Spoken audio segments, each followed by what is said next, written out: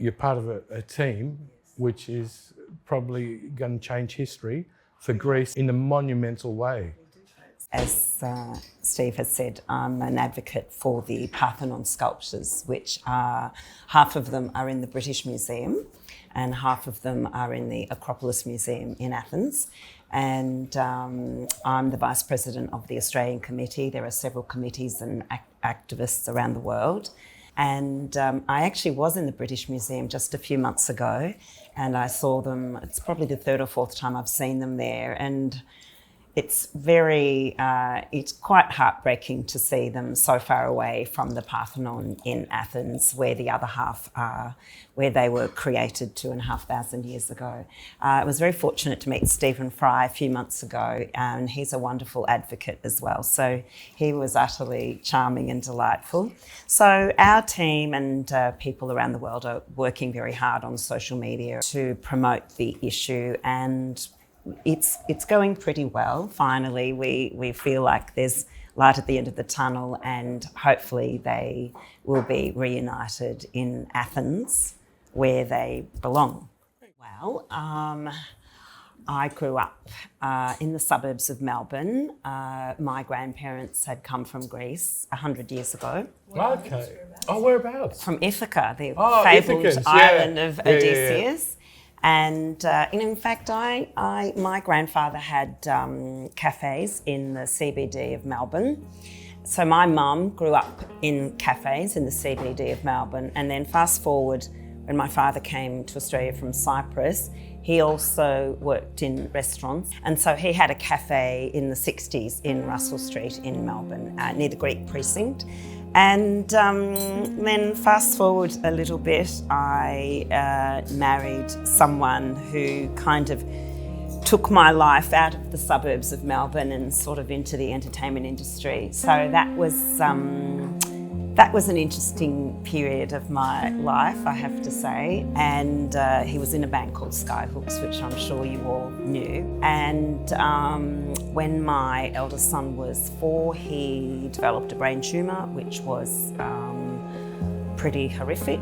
And so my life kind of took a turn, and I spent the best part of the next 20 years. Well, we had a third child, so my focus on that period was to keep my son well, deal with various cancers, the brain tumour, thyroid cancer and another brain tumour.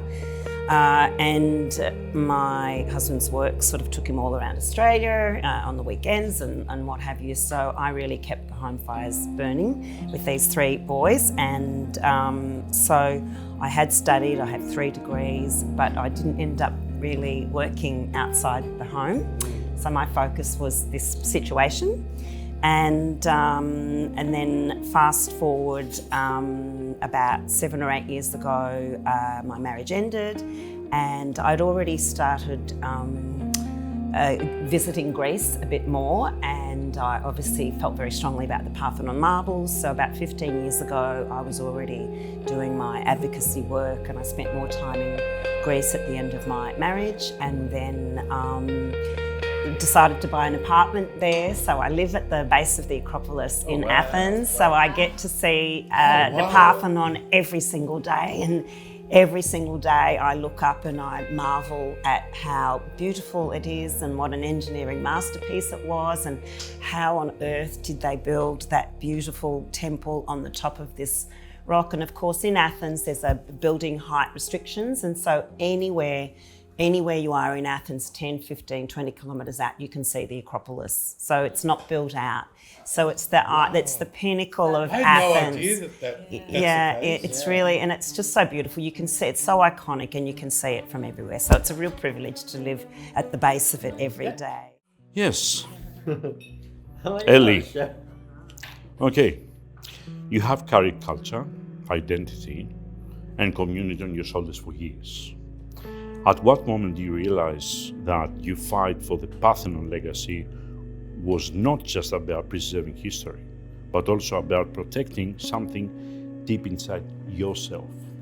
Well, When I was a little girl, I loved history and I used to take encyclopedias to bed. When I was 7 or 8, my parents got the World Book Encyclopedia and they were, as we all remember, very big, heavy things. And I would just be turning these pages. But I loved history.